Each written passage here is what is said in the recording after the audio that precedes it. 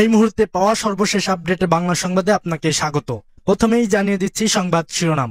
সাতক্ষীরায় বৈষম্য বিরোধী ছাত্র আন্দোলনের ৪৮ জনের পদত্যাগ। আরো থাকছে সাবেক এমপি আশেক ও তার স্ত্রী সহ ৭ জনের দেশ ত্যাগের নিষেধাজ্ঞা। আরো জানিয়ে দিব, অসৎ পথে উপার্জিত অর্থে হজ কবুল হবে না বলছে ধর্ম উপদেষ্টা। আরো থাকছে নেতাকর্মীর সংঘাত সংঘর্ষ কাম্য নয় বলছে রিজভি। এবং সর্বশেষ জানিয়ে দিব, মসজিদ কমিটি নিয়ে সংঘর্ষ, আহত ২৫। শুনছিলেন সংবাদ শিরোনাম, এখন বিস্তারিত।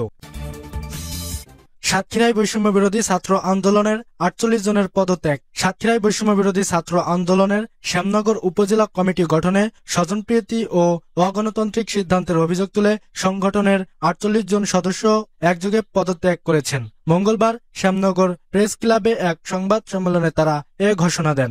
সংবাদ সম্মেলনে লিখিত বক্তব্য মোহাম্মদ মাসুম বিল্লাহ বলেন, গত সোমবার সাতক্ষীরা জেলা কমিটির স্বাক্ষরিত এক বিজ্ঞপ্তিতে শ্যামনগর উপজেলা কমিটির ৭৬ সদস্যের তালিকা প্রকাশ করা হয়। অথচ কমিটি গঠনের আগে মাঠ পর্যায়ের নেতাকর্মীদের কোনো মতামত নেওয়া হয়নি, বরং দীর্ঘদিন ধরে সংগঠনের আদর্শে কাজ করে যাওয়া প্রকৃত ছাত্র জনতাদের বাদ দেওয়া হয়েছে। তিনি অভিযোগ করে বলেন, সুবিধাবাদী ভোগীদের জায়গা করে দিতে অনেক ত্যাগী নেতাকর্মীকে ইচ্ছাকৃতভাবে বাদ দেওয়া হয়েছে।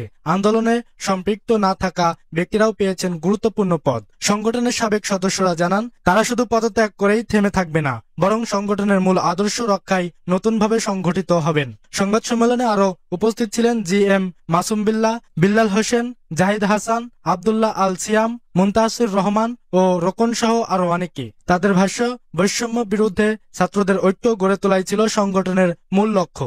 দুর্ভাগ্যজনকভাবে সেই চেতনার অবক্ষয় ঘটেছে। সংবাদ সম্মেলনে জানা হয়, ৭৬ সদস্যের কমিটির মধ্যে ৪৮ জন লিখিতভাবে স্বাক্ষর দিয়ে পদত্যাগ করেছেন। পদত্যাগপত্রের কপি গণমাধ্যম ও সংগঠনের কেন্দ্রীয় নেতৃত্বের কাছেও পাঠানো হয়েছে। তারা জানান, আমরা কোনো রাজনৈতিক দলের ছায়াতলে নয়, বরং একটি বৈষম্যহীন ও গণতান্ত্রিক সমাজের স্বপ্নে বিশ্বাসী। একচেটিয়া ও অগণতান্ত্রিক সিদ্ধান্তের প্রতিবাদেই আমাদের এই পদত্যাগ। সাবেক এমপি আশেক ও তার স্ত্রী সহ ৭ জনের দেশ ত্যাগের নিষেধাজ্ঞা। কক্সবাজার ২ আসনের সাবেক এমপি আশেকুল্লাহ রফিক ও তার স্ত্রী শাহেদা নাসরি সহ ৭ জনের দেশ ত্যাগের নিষেধাজ্ঞার আদেশ দিয়েছেন আদালত। বুধবার দুর্নীতি দমন কমিশনের আবেদনের পরিপ্রেক্ষিতে এ আদেশ দেন ঢাকার মহানগর দায়রা জজ মোহাম্মদ জাকির হোসেন গালিবের আদালত। নিষেধাজ্ঞাপ্রাপ্ত অন্যরা হলেন মহেশখালী পৌরসভা সাবেক পৌর মেয়র মকসিদ মিয়া ও তার স্ত্রী সরজিনা আক্তার, নারায়ণগঞ্জের পুলিশ পরিদর্শক মোহাম্মদ রেজাউল হক, তার স্ত্রী তুহিনারা বেগম ও মোল্লা রাশেদ খালেদ। দুদকের জনসংযোগ কর্মকর্তা আক্তারুল ইসলাম বলেন, দুদকের সহকারী পরিচালক আসিফ আল মাহমুদ ও উপপরিচালক মোহাম্মদ মাহমুদুর রহমান এ বিষয়ে দুটি আবেদন করেন। শুনানি শেষে এসব আবেদন মঞ্জুর করেন আদালত।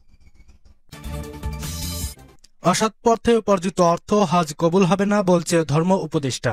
ধর্ম উপদেষ্টা ডক্টর আফামা খালিদ হোসেন বলেছেন, হালাল টাকা খরচ করে হজ করতে হবে, হারাম টাকা দিয়ে ইবাদত হয় না। মানুষের মাঝে সুদ, ঘুষ, দুর্নীতির মাধ্যমে অর্থ কামানোর প্রবণতা আছে, তবে অসৎ পথে উপার্জিত অর্থে হজ কবুল হবে না। বুধবার রাজধানীর ওসমানী স্মৃতি মিলনায়তনে হজযাত্রী প্রশিক্ষণ ২০২৫-এর উদ্বোধন অনুষ্ঠানে প্রধান অতিথির বক্তব্যে তিনি একথা বলেন।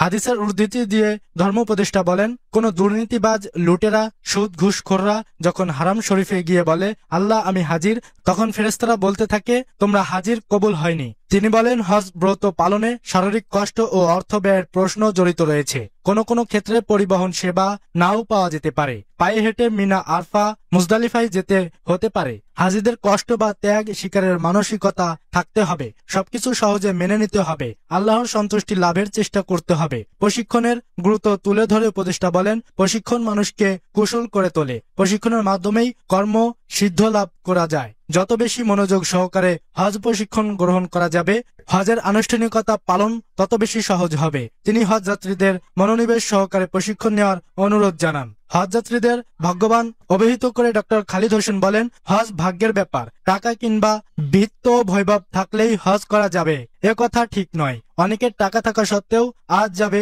কাল যাবে করে যেতে পারে না। মানুষ যখন মায়ের পেটে থাকে তখনই যে কতদিন দুনিয়ায় থাকবে, কি পরিমাণ রিজিক পাবে, সৎকর্ম করবে কিনা, হজ করতে পারবে কিনা, এ বিষয়গুলো নির্ধারিত হয়ে যায়। কবুল হজের ফজিলত বর্ণনা করে ডক্টর খালিদ বলেন, কবুল হজের প্রতিদান হলো জান্নাত। হাজিদের আল্লাহ এইমাত্র ভূমিষ্ঠ শিশুর মতো নিষ্পাপ করে দেন। নেতাকর্মীর সংঘাত সংঘর্ষ কাম্য নয় বলছে রিজভি।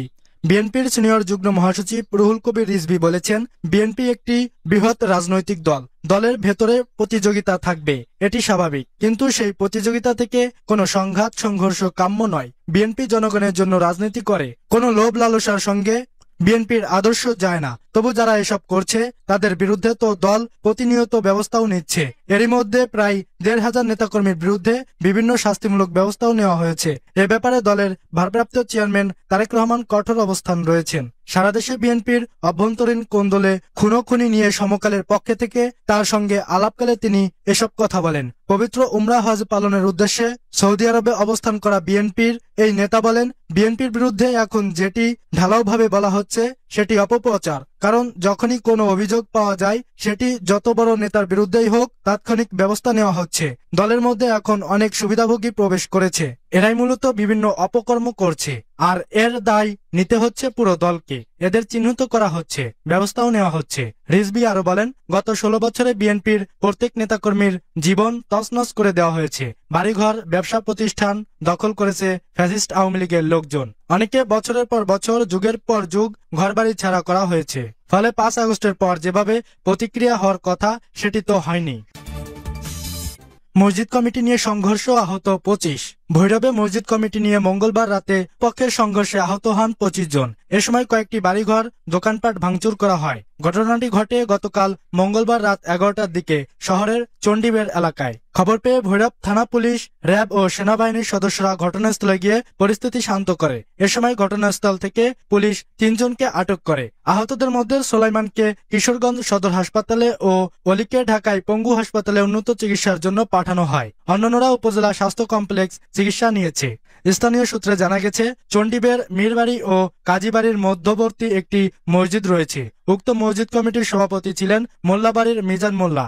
৫ বছর পর গত সোমবার নতুন কমিটি গঠন করতে বসেন স্থানীয় গণ্যমান্য ব্যক্তিগণ। এ সময় কমিটি গঠন নিয়ে হট্টগোল, তর্ক বিতর্ক শুরু হয় দুই পক্ষের মধ্যে। পরে তাদের মধ্যে ধাওয়া পাল্টা ধাওয়া হলে কয়েকজনের বাড়িঘর ভাঙচুর করে এক পক্ষ। মঙ্গলবার সকালে বিষয়টি নিয়ে দুপক্ষ মীমাংসায় বসে। বিষয়টি মীমাংসা করতে না পেরে সন্ধ্যায় ঝগড়া শুরু হয়। রাত ৯টায় দুই সংঘর্ষে লিপ্ত হয়। উভয় পক্ষ দেশীয় অস্ত্রশস্ত্র নিয়ে মাঠে নামে। এই সংঘর্ষ মঙ্গলবার রাত ১২টা পর্যন্ত চলে। সংঘর্ষে কমপক্ষে ২৫ জন আহত হয় এবং বেশ কয়েকটি বাড়িঘর, দোকানপাট ভাঙচুর করা হয়। মীরবাড়ির জাকির জানান, আমাদের বাড়ির মসজিদে মোল্লাবাড়ির লোক সভাপতি থাকবে কেন? তারা কাজী বাড়ির লোক, এক হয়ে আমাদের মসজিদের সভাপতি হতে চায়, যা আমরা মানতে রাজি না। এ বিষয়ে কাজীবাড়ির সাকিব জানান, মসজিদটি মীরবাড়ি হলেও কাজীবাড়ির কমিটিকে ওয়াকফা করে দেওয়া হয়। এখন মীরবাড়ির লোকজন নিজেদের মতো কমিটি করতে চায়। আমরা সমন্বয় করে একটি সুন্দর কমিটি উপহার দিতে চেয়েছিলাম, কিন্তু তারা না মেনে সংঘর্ষে নামে।